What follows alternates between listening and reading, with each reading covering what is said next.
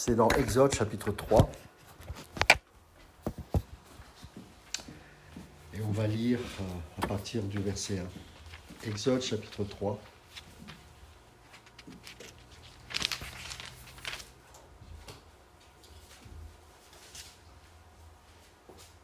Donc Moïse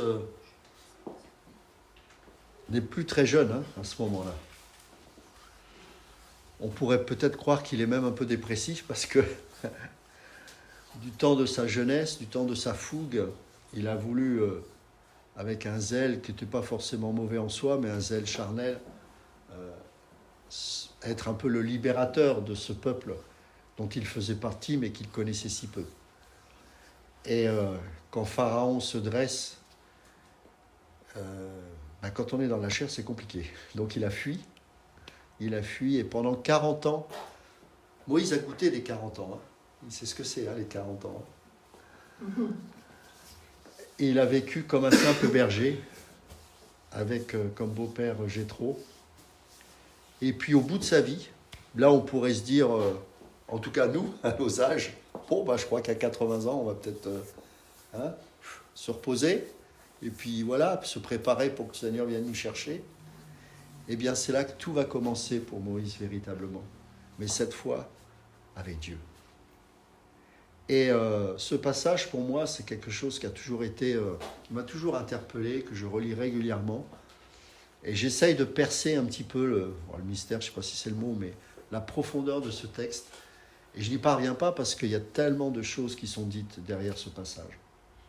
Et qui peuvent nous parler pour nous, aujourd'hui, même si nous sommes les enfants de la Nouvelle Alliance, et que d'une certaine manière, les rapports que nous pouvons avoir avec notre Dieu a changé. Et heureusement. Mais Moïse était appelé l'ami de Dieu, le serviteur, mais aussi l'ami de Dieu. Et vous savez que le peuple, à cette époque, n'avait pas la possibilité de parler directement à Dieu. Et c'est pour ça que, sous l'Ancienne Alliance, il utilisait des prophètes, il utilisait des sacrificateurs et des lévites, qui étaient quelque part des intermédiaires entre Dieu et les hommes. Sous l'Ancienne Alliance, s'il y a une chose qui a été mise en valeur, c'est la crainte de Dieu. Dieu se manifestait, mais on ne pouvait pas s'approcher de lui. Ça, c'est l'Ancienne Alliance. Et quand il va appeler Moïse et qu'il va établir son peuple et sa nation, il va donner des codes. La loi morale, bien sûr, mais aussi toute la loi cérémonielle. C'est-à-dire que nous, aujourd'hui, vous avez vu, on a loué Dieu librement. Sous l'Ancienne Alliance, c'était impossible, cela. Il y avait des codes. Il y avait un temple, enfin un tabernacle, en l'occurrence, là. Il y avait un parvis. Il y avait un lieu saint, un lieu très saint. Et dans le lieu très saint, un seul homme pouvait y rentrer, et une fois par an. Dans le lieu saint, c'était les sacrificateurs. Dans le parvis, c'était les lévites. Et tout le reste, dehors. Parce que quand la gloire de Dieu se manifestait, la première réaction, c'est que tout le monde part. Rappelez-vous, quand Salomon va faire la dédicace de son temple, même les sacrificateurs vont fuir. Parce que Dieu va rentrer dans cette maison, dans ce temple.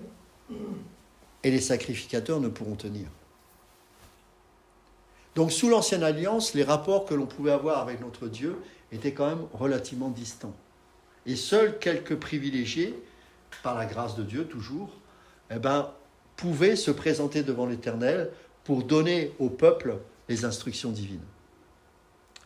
Et ici, on voit dès le départ, alors que Dieu va appeler véritablement Moïse à être ce libérateur, que cette crainte de Dieu était là également. À partir du verset 1, il est écrit ceci: Moïse faisait paître le troupeau de Jéthro, son beau-père, sacrificateur de Madian, et il mena le troupeau derrière le désert et vint à la montagne de Dieu, à Horeb. Horeb, c'est aussi le mont Sinaï. L'ange de l'Éternel lui apparut dans une flamme de feu au milieu d'un buisson. Moïse regarda, et voici, le buisson était tout en feu, et le buisson ne se consumait point. Moïse dit: je veux me détourner pour voir quelle est cette grande vision, et pourquoi le buisson ne se consume point. L'Éternel vit qu'il se détournait pour voir, et Dieu l'appela du milieu du buisson et dit « Moïse, Moïse !» Et il répondit « Me voici !» Dieu dit « N'approche pas d'ici. Ôte tes souliers de tes pieds, car le lieu sur lequel tu te tiens est une terre sainte. » Et il ajouta « Je suis le Dieu de ton père, le Dieu d'Abraham, le Dieu d'Isaac et le Dieu de Jacob. » Moïse se cacha le visage, car il craignait de regarder Dieu. L'Éternel dit « J'ai vu la souffrance de mon peuple qui est en Égypte, et j'ai entendu les cris que lui font pousser ses oppresseurs, car je connais ses douleurs. Je suis descendu pour le délivrer de la main des Égyptiens, et pour le faire monter dans ce pays, dans un bon et vaste pays, dans un pays où coule le lait et le miel, dans les lieux qu'habitent les Cananéens, les Hétiens, les Amoréens, les Phéréziens, les Éviens et les Jébusiens.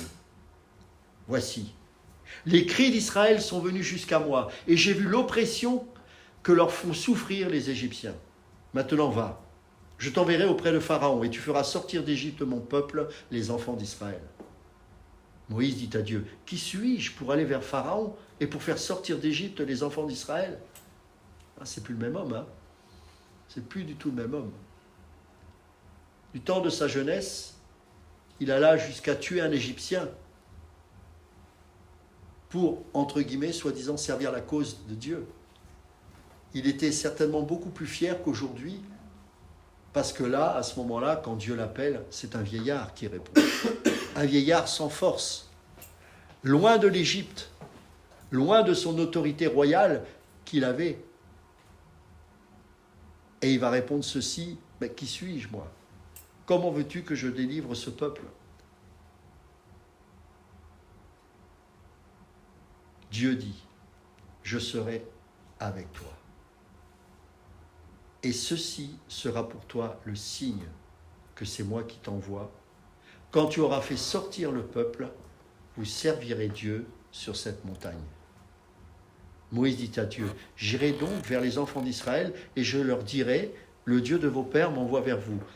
Mais s'ils me demandent quel est son nom, que leur répondrai-je ? Dieu dit à Moïse, je suis celui qui suis. Et il ajouta, c'est ainsi que tu répondras aux enfants d'Israël. Celui qui s'appelle « Je suis » m'a envoyé vers vous. Dieu dit encore à Moïse, tu parleras ainsi aux enfants d'Israël. L'Éternel, et c'est là qu'apparaît le tétragramme de Dieu, qu'on a traduit par Yahweh, parce qu'on a mis des voyelles.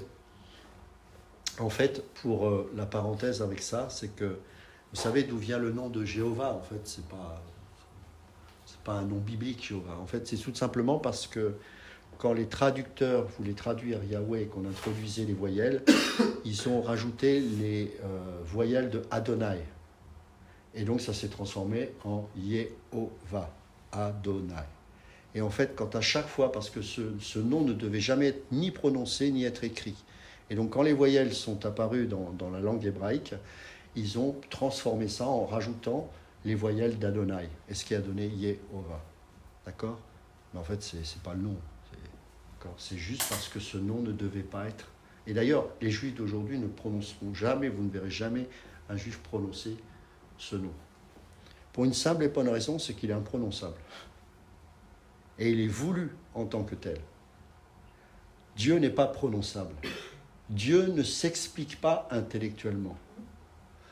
Dieu ne se démontre pas de manière scientifique, même si certains essaient de le faire. Ce n'est pas ça qui va convaincre les hommes.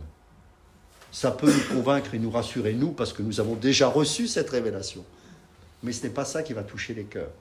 Ce nom-là, il est imprononçable et il ne se définit pas. C'est pour ça qu'il dira « Je suis celui qui suis ». En fait, la vraie traduction, c'est « Je suis celui qui suis et qui sera ». C'est-à-dire qu'il est. Il est. Il n'est pas au tout début, il n'est pas à la fin, il est. Jésus dira, je suis l'alpha et l'oméga, le commencement et la fin de toute chose. Ça ne veut pas dire qu'il est un point de départ et un point d'arrivée.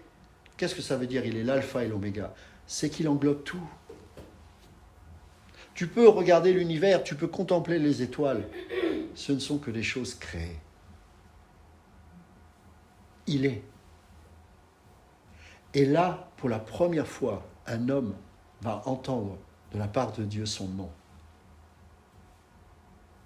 Il ne va pas dire, et Dieu sait si après, il y aura le Dieu qui sauve, le Dieu qui guérit, etc., dans tout le parcours de Moïse, qui va expérimenter, évidemment, au travers de sa nature, ce que Dieu va faire auprès de son peuple.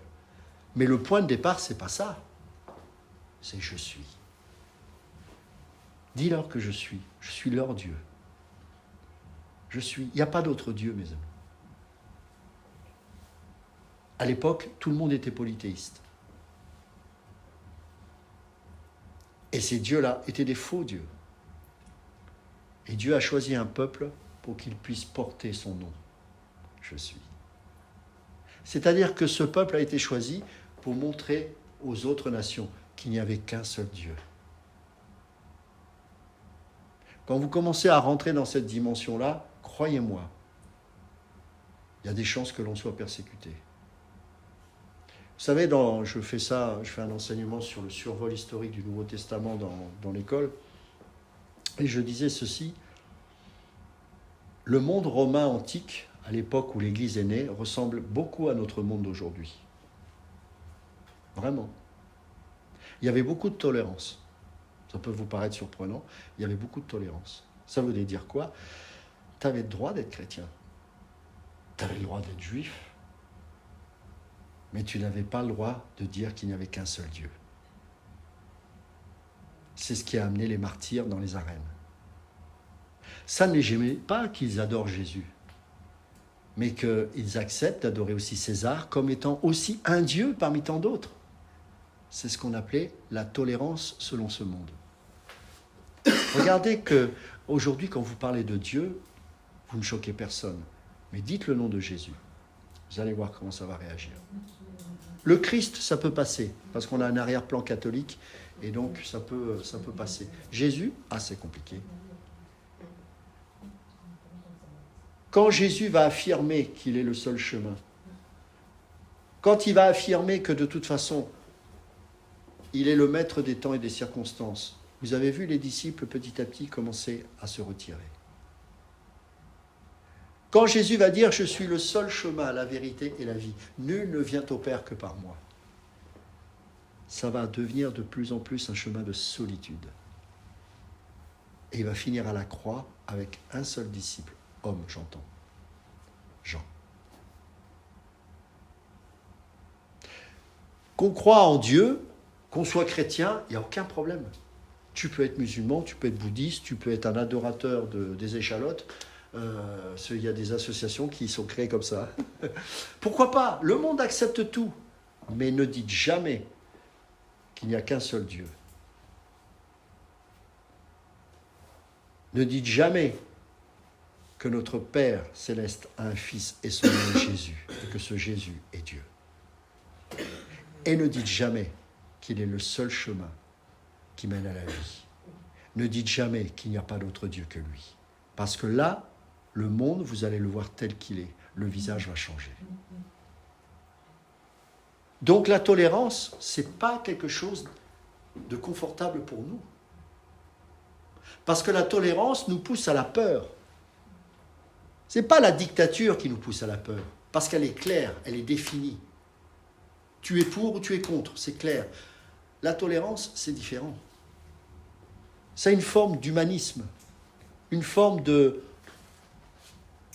gentillesse. Tu as le droit, mais ne dis surtout pas que mon Dieu n'existe pas. Ne dis surtout pas que le tien est le seul vrai Dieu. Et c'est ça le problème. Et c'est ce qu'ont vécu les Romains, les chrétiens à l'époque de la Rome antique. C'est là où on a vu qu'ils ont énormément souffert parce qu'ils ne se contentaient pas de dire qu'ils étaient chrétiens. D'abord, ils ne se revendiquaient pas en tant que chrétiens. C'était les païens qui reconnaissaient en eux qu'ils étaient des petits Christ. Mais ils disaient qu'il n'y avait qu'un seul Dieu. Et qu'il n'y avait qu'un seul nom, qu'est le nom de Jésus. C'est le seul nom qui puisse nous donner ce salut. Et là, ils ont vu le vrai visage de Rome. Paul a dit ça dans les synagogues. Les Juifs l'ont persécuté. Il a dit ça dans le monde païen. Le monde l'a persécuté. Regardez, quand il prêche à Athènes, c'est très intéressant ce qui se passe. Avant d'aller à Athènes, à l'Agora, où il va faire une merveilleuse prédication, il va observer tous les temples qui figurent à Athènes. Et il va s'en inspirer pour faire sa prédication. Ensuite, il va aller dans l'Agora. L'Agora, c'était un lieu où tous les prédicateurs, n'importe lesquels, les sophistes, les philosophes, etc., pouvaient prêcher, enseigner, etc. Et donc, il va saisir cette opportunité pour lui aussi prêcher. Il va faire quelque chose d'intelligent, il va utiliser ces différentes divinités pour dire « Je constate que vous êtes un peuple qui adore. Je constate que vous êtes un peuple qui est fortement religieux. » Au point même où j'ai observé une stèle d'adoration où il y avait un Dieu inconnu. C'est-à-dire que vous êtes capable d'adorer un Dieu que vous ne connaissez pas. Eh bien, je vais vous le présenter. C'est intelligent, hein ? Ça se passe pas trop mal. Mais plus tard, parce qu'il va affirmer qu'il n'y a qu'un seul Dieu, ça va se compliquer. Pourquoi ? Parce que quand il va y avoir des conversions, tous les commerçants qui se trouvaient autour du temple et qui faisaient du business en vendant ces statues, Artémis, Diane, etc., et que leur commerce se cassait la figure, là, ça devenait très compliqué. On connaît la suite, il a été lapidé, considéré comme mort, mais heureusement, Dieu l'a gardé. Ne dites jamais qu'il n'y a qu'un seul Dieu et qu'il n'y en a pas d'autre. Et ne dites surtout pas que son nom est Jésus. Parce que là, vous allez vous attirer les foudres. Les visages vont changer. Dans le monde de l'entreprise dans lequel je me trouve, ils savent que je suis chrétien. Je ne peux pas dire que je vois des visages qui se crispent. Mais croyez-moi que si je dis le nom de Jésus, je sens un malaise, mais terrible. Et ce n'est pas eux, ce sont les esprits. C'est les démons qui sont derrière. Pourquoi ?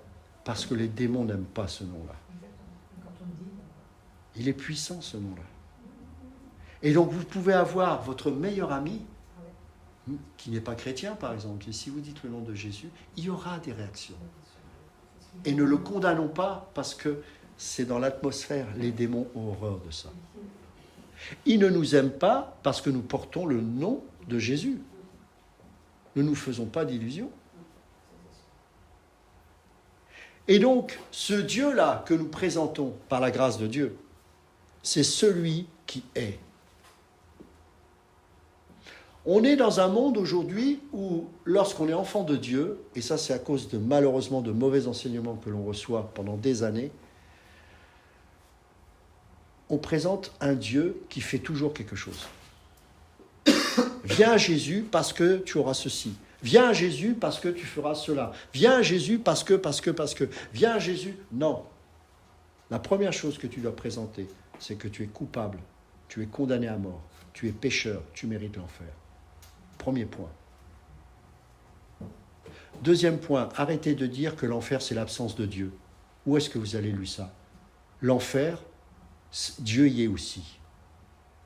Je n'ai jamais compris pourquoi on dit que l'enfer, c'est l'absence de Dieu. C'est anti-biblique. C'est un aspect de sa présence sous sa colère. L'enfer, c'est le lieu de sa colère. Ce n'est pas l'absence de Dieu. Donc le peuple a besoin de comprendre que nous méritons cet endroit et d'être sous la colère de Dieu. Et à partir de là, oui, on peut présenter une bonne nouvelle. Mais en ceci, Dieu prouve son amour envers nous en ce que lorsque nous étions encore pécheurs, Christ est mort pour nous. Un Dieu qui guérit, j'entends, mais ça ne sauve pas. Il y a des médecins qui guérissent. Mais quel est celui qui peut nous sauver de l'enfer, de la mort et du péché ? Il n'y en a qu'un. C'est cet évangile-là qu'on doit prêcher. Rien d'autre. Parce qu'il y a des guérisseurs qui guérissent. Il y a des sorciers qui guérissent.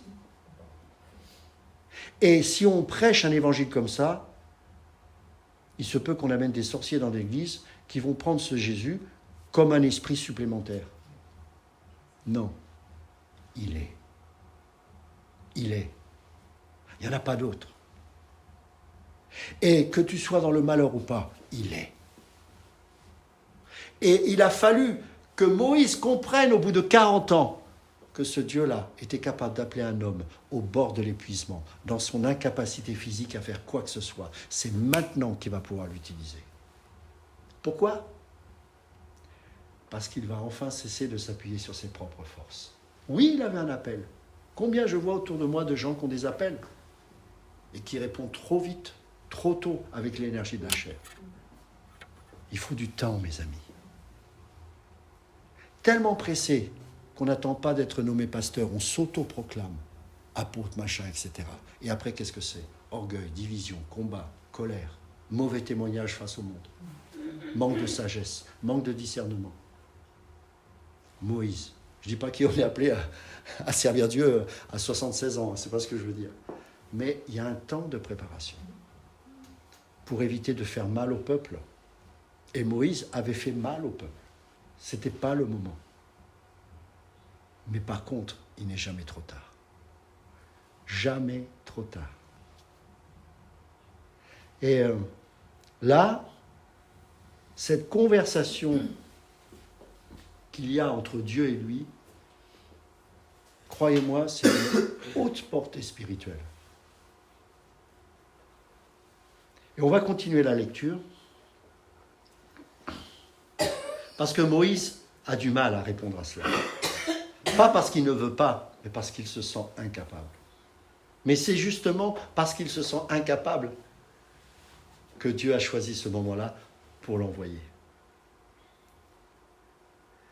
Verset 14, Dieu dit à Moïse, « Je suis celui qui suis. » Et il ajouta, « C'est ainsi que tu répondras aux enfants d'Israël. Celui qui s'appelle, je suis, m'a envoyé vers vous. » Dieu dit encore à Moïse, « Tu parleras ainsi aux enfants d'Israël. L'Éternel, donc Yahweh, le Dieu de vos pères, le Dieu d'Abraham, le Dieu d'Isaac et le Dieu de Jacob m'envoie vers vous. Voilà mon nom pour l'éternité. Voilà mon nom de génération en génération. »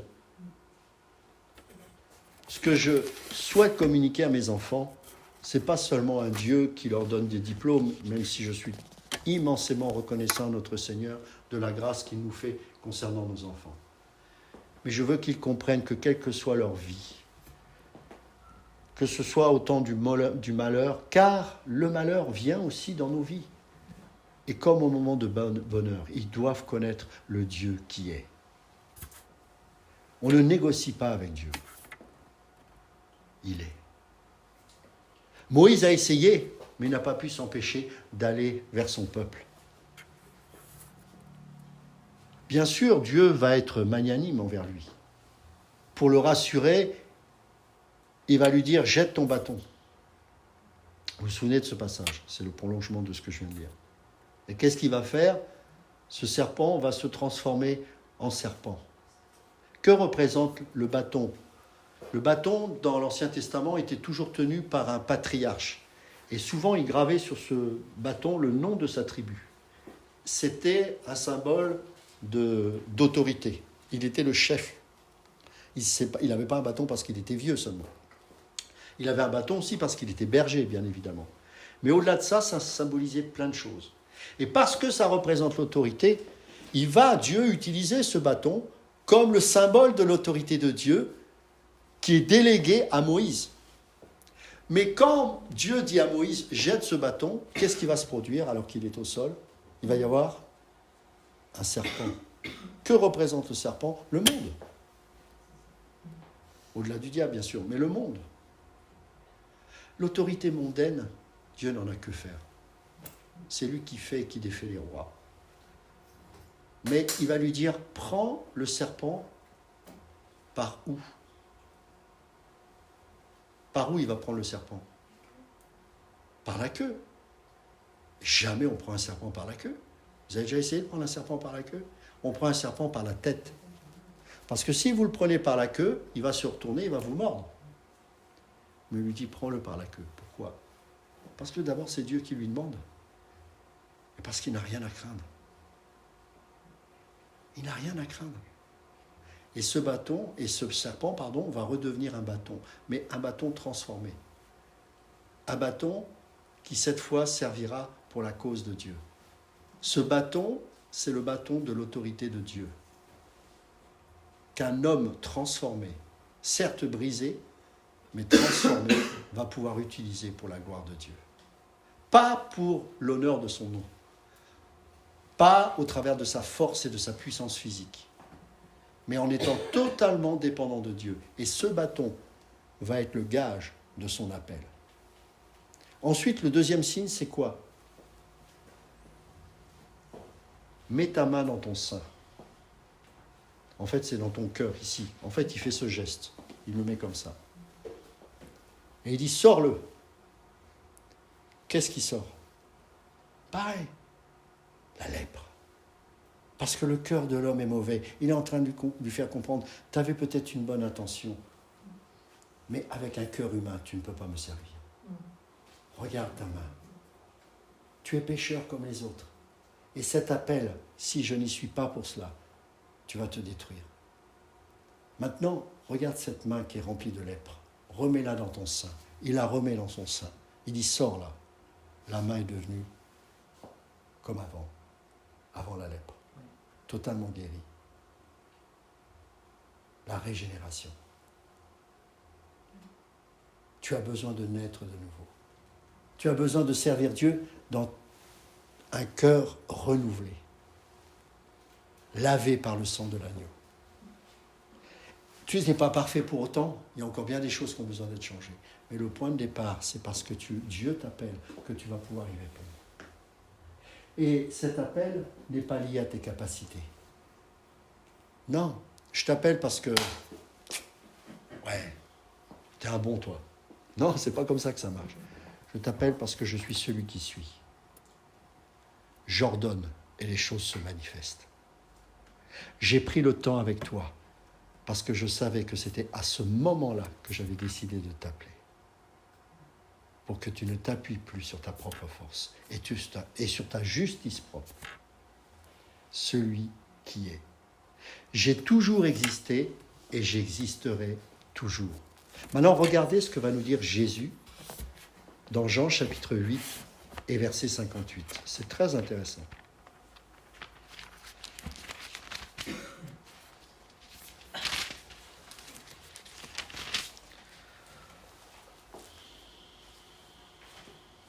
On va prendre verset 48. Jean chapitre 8, verset 48. Les Juifs lui répondirent, « N'avons-nous pas raison de dire que tu es un Samaritain et que tu as un démon ?»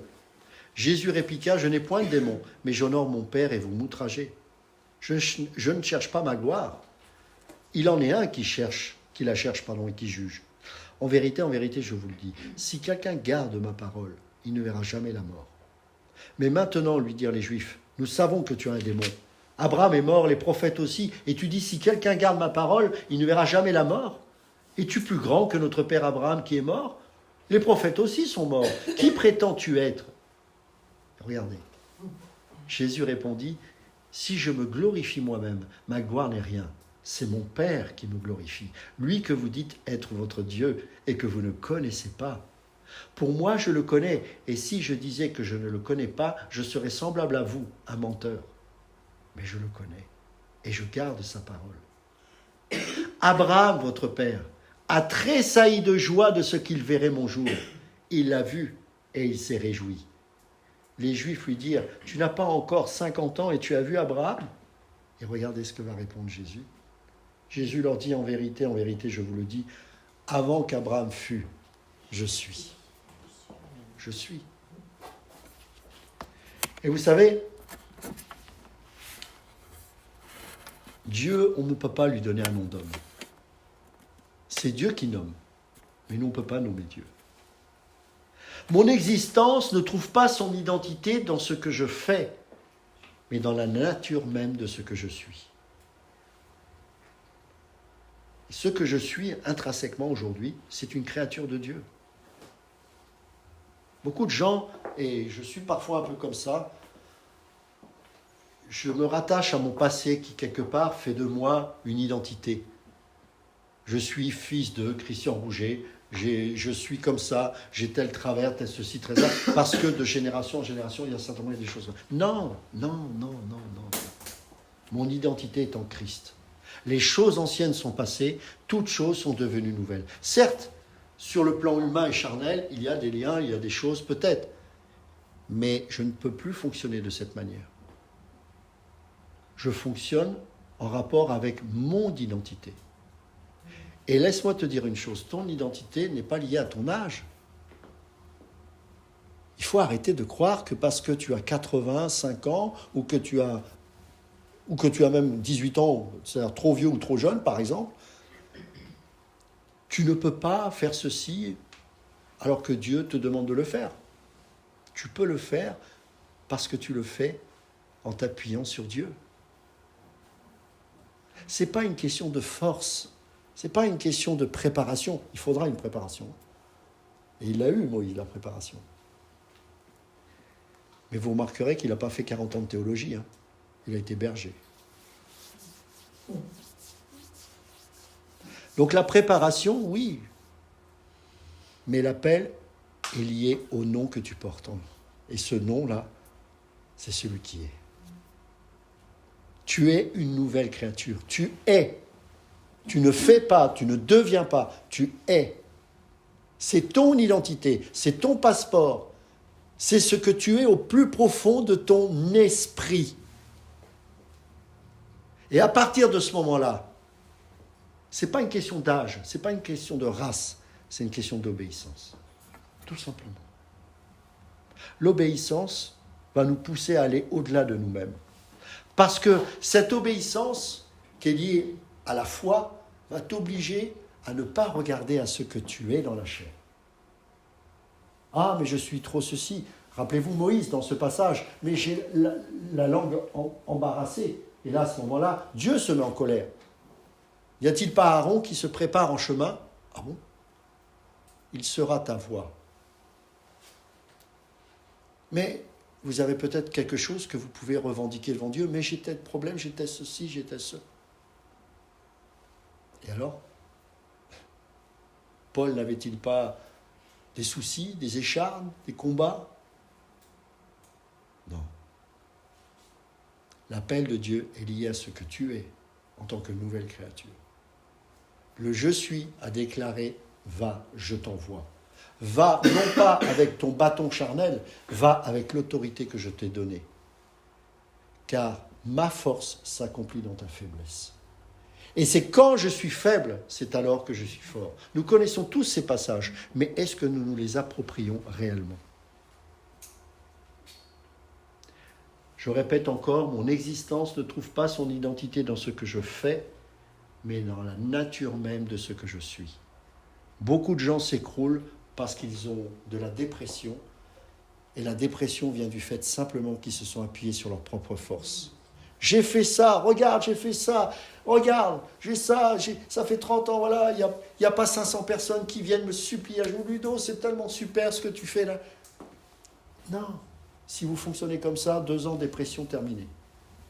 Non, faites ce que Dieu vous demande de faire. Faites ce que Dieu vous demande de faire. Je me rappelle, je ne sais pas si tu te souviens, à l'école d'Esterman, il nous disait systématiquement, tu te rappelles? Systématiquement. Faites. C'est Dieu qui produit, c'est Dieu qui donne les fruits de votre investissement. Mais faites. Tu diras aux autres, non pas ce que je fais, des miracles, mais tu leur diras, le je suis m'a envoyé. Ça, c'est surprenant. Hein? Tu leur diras, je suis m'a envoyé.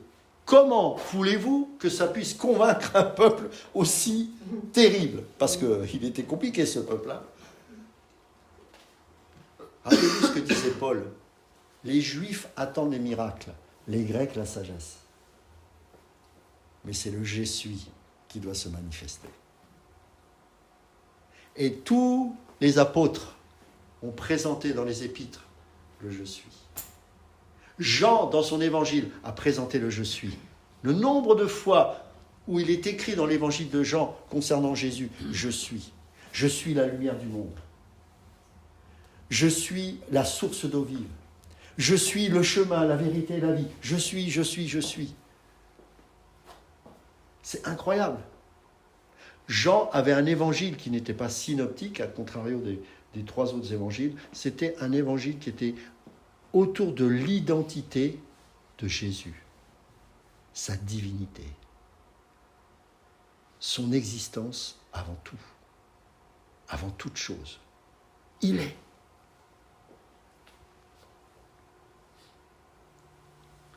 Alors, comment concevoir, comment comprendre ce Dieu qui est? Sous l'Ancienne Alliance, cette révélation s'est faite de manière progressive. Déjà, dans un premier temps, Dieu parlait avec un pluriel. Alors certains, et je ne suis pas d'accord avec ça, diront « ouais, mais c'est un pluriel de noblesse ». C'est un peu comme quelqu'un qui a une haute estime de lui-même, qui se dit « nous », alors qu'en fait, il parlait de lui. Non. Non, c'est tout simplement, même si ce n'était pas totalement clairement compris, c'est tout simplement cette fameuse Trinité qui faisait que le Père, le Fils et le Saint-Esprit collaborent ensemble. Bien évidemment qu'il n'y a qu'un seul Dieu. Il y a 3 personnes distinctes avec des fonctions qui se complètent. Le Père manifeste l'autorité, le Fils l'obéissance et le Saint-Esprit l'action. Mais ce sont 3 personnes ne formant qu'un seul Dieu. En fait, ce que l'on ne comprend pas, c'est que nous, quand on parle d'une personne, en fait, pour nous, Dieu, c'est une personne. C'est-à-dire que, c'est compliqué d'expliquer, mais je vois David, si j'ai une mauvaise perception de la Trinité, ça voudrait dire que David, et c'est ce qu'on nous reproche, pour ceux qui sont trinitaires, David, en fait, il ne peut pas être 3. Il ne peut pas se reproduire en 3, ce serait être idolâtre. Il peut pas, il n'y en a qu'un. Sauf que la définition de Dieu n'est pas bonne dans ce cas-là. La définition de Dieu, ce n'est pas de dire que Dieu est une personne. C'est de dire que Dieu est un. Ce n'est pas pareil. Et que le Père, le Fils et l'Esprit forment Dieu. Vous comprenez ? Ces 3 personnes, effectivement, parce que le Saint-Esprit parle, il agit de lui-même, Jésus est soumis au Père, mais il est mandaté par le Père. Toutes les Écritures nous parlent de ça, on ne peut pas me dire le contraire. Dans le trône, dans le livre de l'Apocalypse, il y a l'ange qui dit « Mais à qui remettrai-je ce livre ?» Et de son saint trône, le Père tend le livre à l'agneau, qui le prend. Donc on voit bien ces choses. Mais ces 3 personnes, et c'est ça qui est compliqué pour nous, ne forment qu'un seul Dieu. Et parce qu'ils ne forment qu'un seul Dieu, il y a une unité de pensée, une unité d'action, une unité d'amour. Et pourquoi c'est important de comprendre que celui qui est 3 ? C'est parce que l'amour, il ne l'a pas connu en nous créant. L'amour était déjà existant depuis toujours au sein même de cette Trinité, entre le Père, le Fils et l'Esprit Saint. Et ce qui est extraordinaire, c'est qu'aujourd'hui, nous qui sommes enfants de la Nouvelle Alliance, nous pouvons participer à cette joie qu'il y avait entre le Père, le Fils et le Saint-Esprit. Et ce qu'il veut, c'est que nous puissions participer à cela. C'est pour ça que c'est tellement triste de résumer Dieu à des actions qu'il peut faire pour nous bénir. Nous devrions, avec la maturité qu'on a et la connaissance du Seigneur que l'on a dans les Écritures, dépasser ce stade et nous recentrer sur celui qui est. Quand on a une certaine maturité avec Dieu, on n'a plus trop seulement envie qu'il nous bénisse. Bien sûr, moi aussi, je suis comme tout le monde, je fais des prières et j'ai envie que Dieu me bénisse, j'ai envie que Dieu fasse réussir mes enfants, j'ai envie que mon épouse soit en bonne santé. Et c'est biblique de prier ainsi, encore heureux. Mais à un moment donné, il faut qu'on dépasse ce stade. À un moment donné, il faut qu'on grandisse quand même. Parce que quand, et ça viendra mes amis, je suis désolé de vous le dire, ça viendra, quand à un moment donné les épreuves vont venir, il faudra atteindre un autre niveau dans nos prières. Parce que ça suffira plus.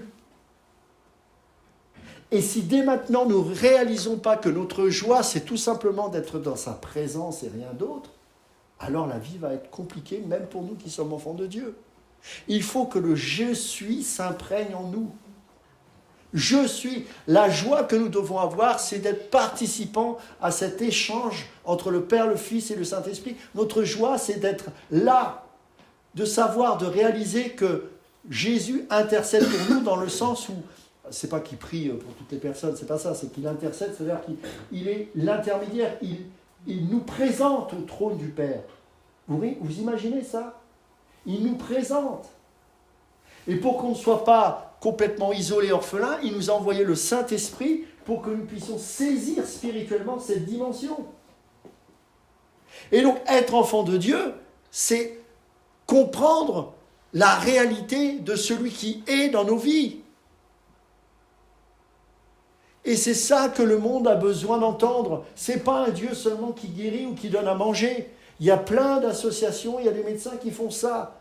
Il y a une étape supérieure. Il faut que celui qui est se révèle au point de montrer à l'humanité toute son horreur, tout son orgueil, tout son péché, tout son égocentrisme, que ce Dieu est tellement saint que si un seul homme pouvait se tenir devant lui, il serait instantanément détruit. C'est impossible. Et dans l'Ancienne Alliance, il y a une chose que l'on doit retenir, c'est la crainte de Dieu.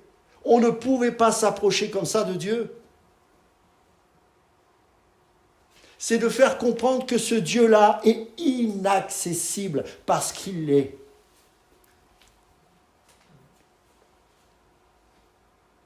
Et face à cela,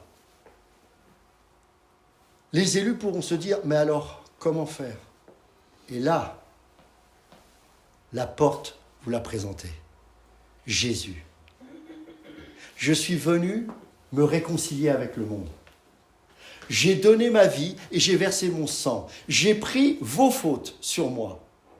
Mais parce que moi, je suis parfait et que le péché n'habite pas en moi, ce sacrifice que j'ai amené au Père a été accepté de mon Père. Parce que l'agneau était pur et sans tache, et c'était moi. Ce sang vous est offert. Et si simplement vous croyez en moi, eh bien vous êtes au bénéfice du sang que j'ai versé pour vous. Vous êtes désormais lavé, nettoyé, purifié, racheté et sauvé. Ça fait des dizaines d'années que je n'entends plus ça en France. Quand est-ce qu'on va reprêcher l'évangile comme ça? Après, vous vous étonnez que les églises soient pleines. Évidemment qu'elles sont pleines. Évidemment qu'elles sont pleines. Pour combien de temps encore? Celui qui est, c'est celui qui nous donne notre raison de vivre, mes amis.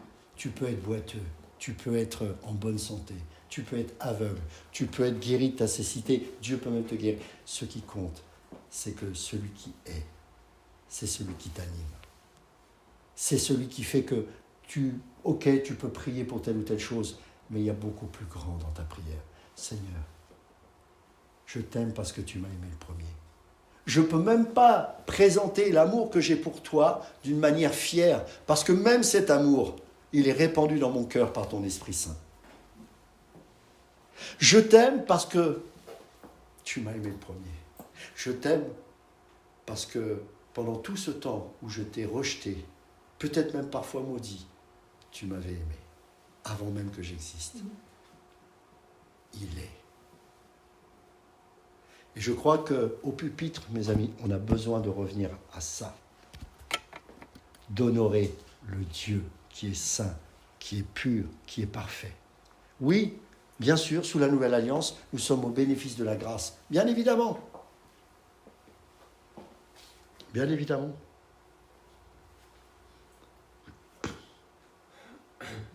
Mais ce que je retiens de la Nouvelle Alliance, c'est que ce Dieu invisible, ce Dieu inaccessible, s'est rendu visible et accessible. Pour la première fois, en l'an 0, un bébé est né dans une crèche. Il a grandi parmi les hommes, mais il n'était pas des leurs. Il a grandi, il a eu un métier, charpentier. Et à partir de 30 ans, il est rentré dans son ministère. Et rappelez-vous, le fils Isaac, alors qu'il allait au bûcher, au sacrifice, et qu'il ne savait pas encore, il dira à son père, où est l'agneau ? Mais alors que Jésus va introduire son ministère, Jean le Baptiste, lorsqu'il le verra, il dira, voici l'agneau du monde. Voici, l'agneau de Dieu, celui qui ôte les péchés du monde. Le voici. Des milliers d'années plus tard, la réponse est arrivée sur cette terre. Il s'est rendu accessible. Celui qui est s'est rendu visible. Parce qu'il savait que la détresse était telle qu'il fallait que désormais il se manifeste de manière visible. Colossiens chapitre 3, verset 15.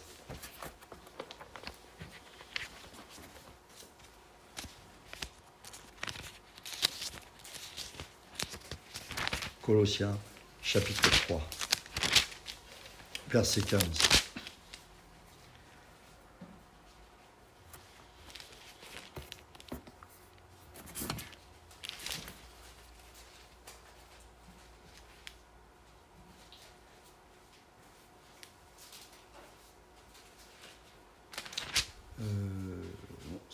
Non, c'est pas ça.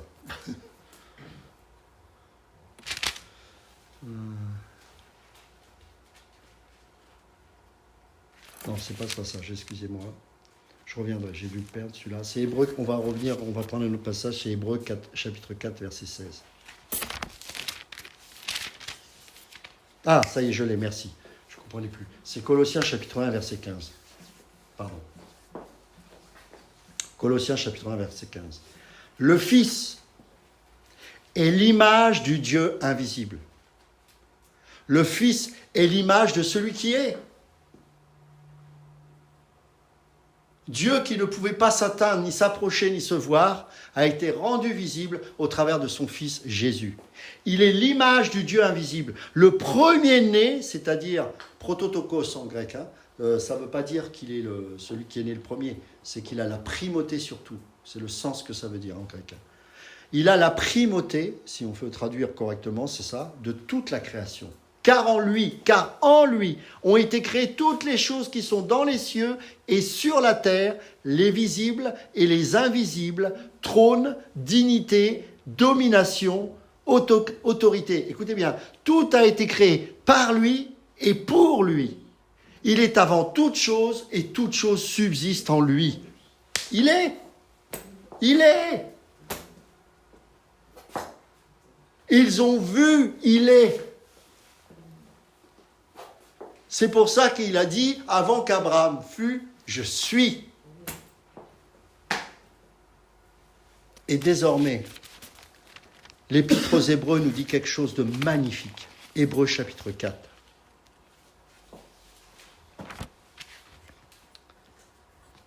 Verset 16. Approchons-nous donc avec assurance du trône de la grâce, afin d'obtenir miséricorde et de trouver grâce pour être secourus dans nos besoins. Je le répète, approchons-nous donc avec assurance du trône de la grâce, afin d'obtenir miséricorde et de trouver grâce pour être secourus dans nos besoins. Alors là aussi, on ne comprend pas le mot assurance tel qu'il est traduit là. C'est qu'on dit, je peux venir, ça y est, youpla, je peux y aller comme ça. Non, c'est pas ce que ça veut dire. Le mot ici en grec veut dire approche-toi ouvertement, franchement, sans faux fuyant, sans masque, en vérité. Sois honnête et approche-toi comme ça. C'est pas l'assurance, j'ai pas la peur. Non, c'est viens franchement. Ne joue pas avec Dieu. Ne cherche pas à te présenter d'une certaine manière. Enlève les feuilles de figuier. Viens ouvertement, c'est ce sens-là. Mais viens. C'est un appel, viens. Venez à moi, vous tous qui êtes chargés et fatigués, et je vous donnerai du repos. Car mon joug est doux et léger. Il n'est pas lourd et pesant, il est doux et léger. Le je suis s'est manifesté pour que nous puissions nous réfugier en lui et enfin trouver le repos. C'est pour ça qu'il n'y a plus besoin de Shabbat, parce qu'il est notre Shabbat. Il est notre paix. Il est notre repos. Le je suis inaccessible, incompréhensible est devenu une réalité dans nos vies. Et je nous invite, car je m'inclus dedans bien évidemment, à prolonger nos regards dans notre relation avec Dieu vers ce Dieu qui est et non pas seulement qui fait. Ce Dieu qui est. Car lorsque je serai dans sa présence pour l'éternité, je ne verrai plus un Dieu qui fait, parce que je rentrerai dans sa nature divine, dans le il est.